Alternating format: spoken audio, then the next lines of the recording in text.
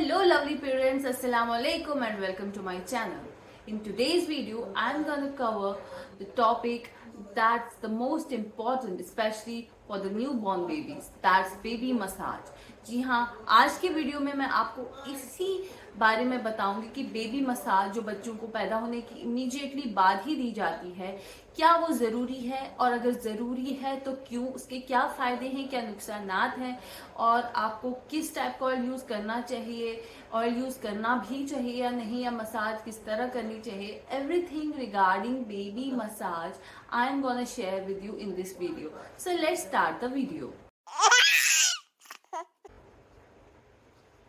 तो baby massaging जो बहुत ही ट्रेडिशनल प्रैक्टिस है, जो कई सालों से, सेंचुरीज से प्रैक्टिस की जाती है, और आज मैं आपको बताने जा रही हूँ the reality, the truth about baby massage. पहले मैं आपको बताऊंगी what are the myths and what is the tradition that is being followed regarding baby massage. Baby massage बच्चे के पैदा होने के इमीडिएटली अगले दिन से ही की जाती है. स्पेशली बहुत सारे घरों में मेड हायर की जाती है जो बेबीज को मसाज करते हैं.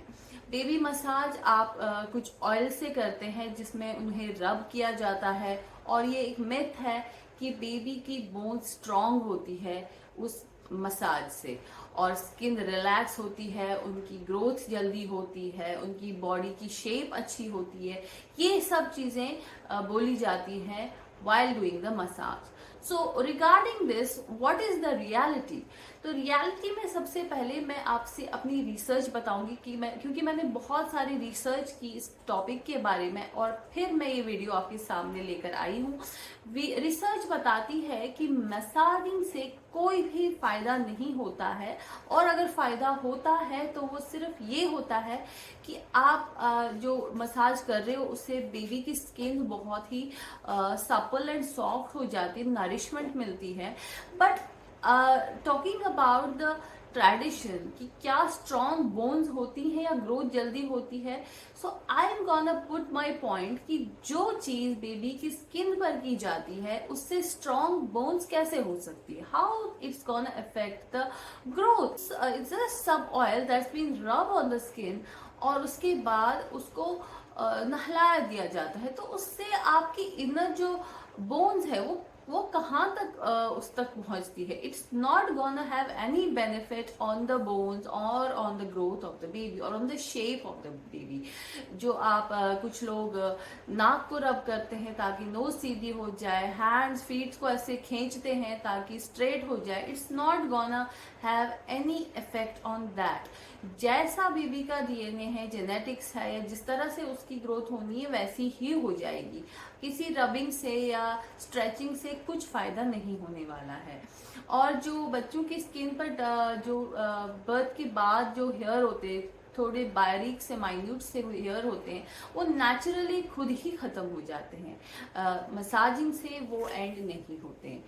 तो टॉकिंग अबाउट द बेनिफिट्स, अगर आपको मसाज करना ही है तो आप कर सकते हो बहुत ही लाइटली. और स्पेशली सबसे पहले ये जो मेड्स हायर की जाती हैं, इस ट्रेडिशन के डॉक्टर्स बहुत खिलाफ हैं. इस ट्रेडिशन को वो बिल्कुल रेकमेंड नहीं करते हैं, क्योंकि मेड जो होती हैं वो बहुत सारे घर से आती हैं, कई घरों में वो खाना भी बनाती हैं, सफाई भी करती हैं. और चलिए, अगर आपने ऐसी मेड लाई जो सिर्फ स्पेशलिस्ट है मसाजिंग में, कुछ लोग कहते हैं वो एक्सपर्ट है मसाजिंग में, तो ऐसा नहीं है कि आप अपने न्यू बॉर्न फ्रेश बेबी को किसी भी मेड के हाथ में देती हो.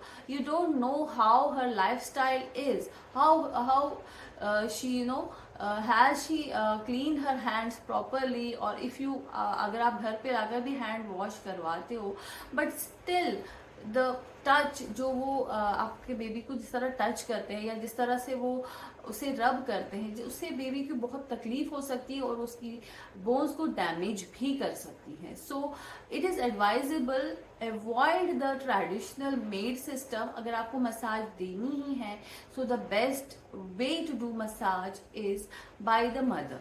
अगर मदर अवेलेबल नहीं है तो आप फादर के हाथों मसाज करवा सकते हैं। अगर वो भी अवेलेबल नहीं है देन एनी केयर गिवर और the grand parent in the family can do.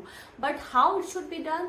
The massaging in a newborn baby mean gently rubbing with these three fingers।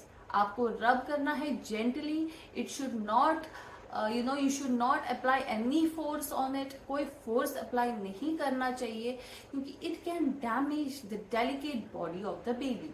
और अगर आपको मसाज करनी है then do it right before the bath से कुछ minute पहले आप हल्के हाथों से उसको मसाज करें। If the baby is enjoying it you can continue। if the baby is irritated or the baby starts crying just immediately stop the massage process। और उसके बाद अगर आपने बात करने के बाद you have to use a moisturizing lotion that is paraben free, that is बच्चों के लिए स्पेशली रेकमेंडेड है। मैं डिस्क्रिप्शन में आपको कुछ लिंक्स ऐड करती हूँ कि कौन से मॉइस्चराइजिंग लोशंस बेबी के लिए अच्छे हैं जो आप उन्हें यूज़ कर सकते हैं, जो मैंने यूज़ किए थे। तो इस तरह से आप कर सकते हो। अगर आपको ऑयल यूज करना है ना, आपको कोकोनट ऑयल यूज करना चाहिए, आपको आमंड ऑयल यूज करना चाहिए।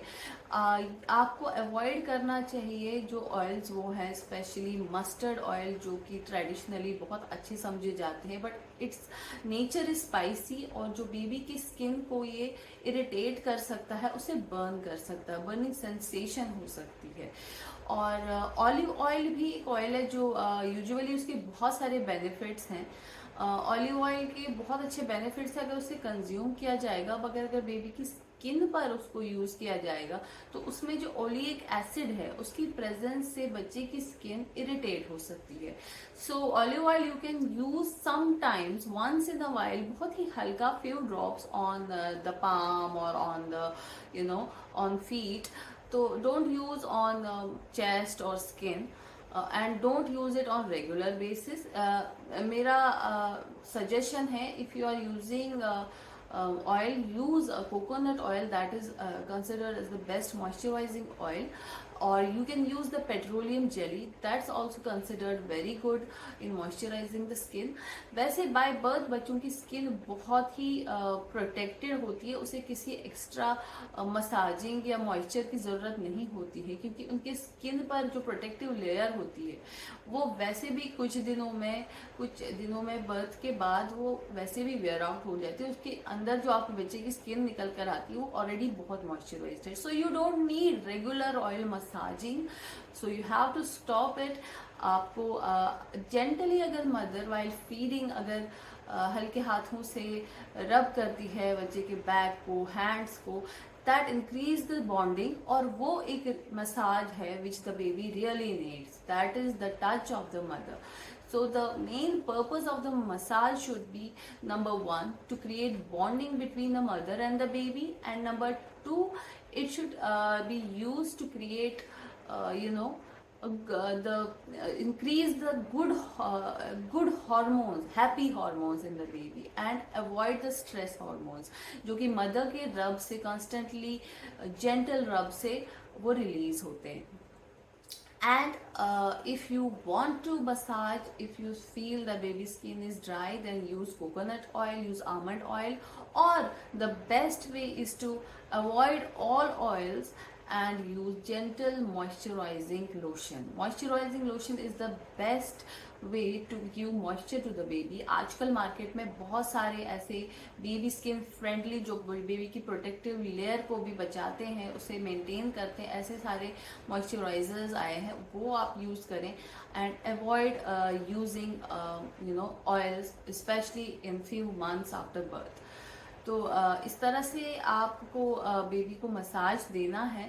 And one more oil that you should definitely avoid are the essential oils, जैसे टी ट्री एसेंशियल ऑयल हो गया, वो बहुत ही बेनिफिशियल होता है यूजुअली अडल्ट्स में, लेकिन बेबीज को किसी भी प्रकार का एसेंशियल ऑयल नहीं देना चाहिए। Essential oils are the concentrated oils जो बहुत ही स्किन को इरिटेट कर सकते हैं।